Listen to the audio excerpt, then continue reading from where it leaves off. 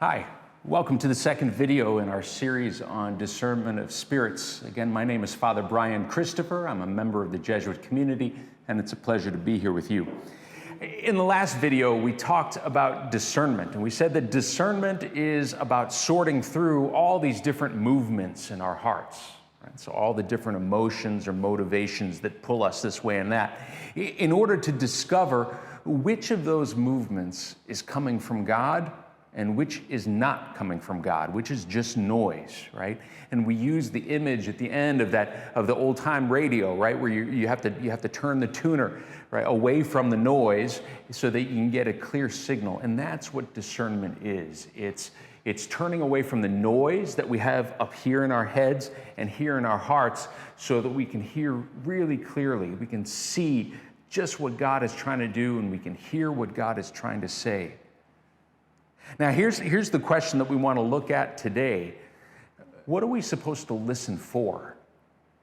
How do you know, with all the different things going on inside of us, how do you know which of these movements is from God and which is just noise? How do you sort through that? St. Ignatius of Loyola was the founder of the Society of Jesus, the Jesuits, and he was a master of discernment. And in the 16th century, he wrote a retreat manual called the Spiritual Exercises. And in that manual, he outlined some of the key concepts and techniques for doing discernment. And he learned how to do discernment not from school or not from mentors. He learned it from his own experience. He learned it from trial and error. Ignatius was, in his younger years, raised to be a knight in the court of some local royalty in northern Spain. And when he was a young man, he dreamt of going off to win great battles and great fame and lots of money and lots of ladies. Instead, he went off to fight in a battle in a small border town with France called Pamplona. And when he was in the battle, a cannonball hit his leg and shattered all the bones in his leg. Now, the French soldiers were so impressed by his courage in that battle that they carried him back to his home at Loyola to recuperate. And Ignatius sat in bed for nearly a year. And you can imagine sitting in bed for a year, you'd be pretty bored. And he read all the books that he can. Now, in the 16th century, it wasn't like today. They didn't have a whole lot of books. And when he read through all the books in the house, there were just two left to read. One was A Life of Christ, and the other one was A Life of the Saints. So Ignatius says, okay, the only books left, I'll go ahead and read them. Well, as he read them, something inside of him began to change. So Ignatius was a dreamer. He loved to sit around and daydream and imagine his future. And as he read the romance novels that he loved, right, the stories of the great knights and great warriors, as he read that, he would dream about being one of those great warriors. And he would get really excited. His heart would start beating, and his emotions would go like this. And then after a little while, they would just trail off, and he'd be kind of depressed and bored and laying in bed again. But then he would pick up this Life of the Saints, and he'd read about St. Francis of Assisi. He'd read about St. Dominic and some of these great saints of our history. And he would start to daydream about what it would be like to live their lives. And what he found was amazing. Again, he would start getting excited about this idea of doing great things for God. And instead of seeking out great glory and honor for himself, instead working for God's glory and honor. And what would happen is he would get excited, and his heart would start beating, and his emotions would go up, and it would stay up. The emotions didn't fade.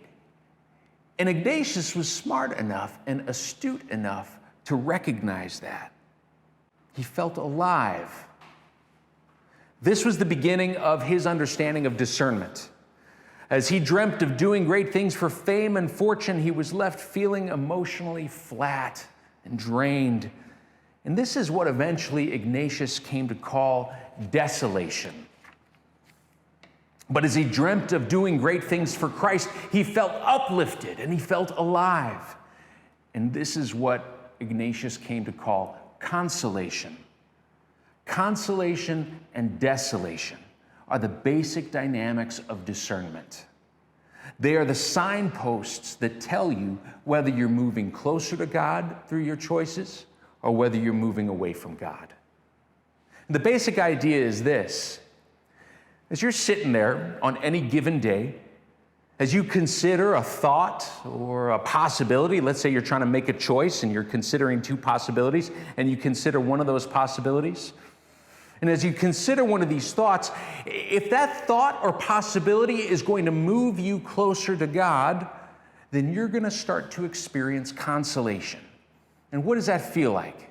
Well, you're going to start to feel an increase of love, joy, peace, patience, kindness, goodness, faithfulness, gentleness, self-control, the fruits of the Spirit. I'm sure you learned that song when you were a kid. I'm not going to sing it for you now, as much as Ian would love to hear me sing a song.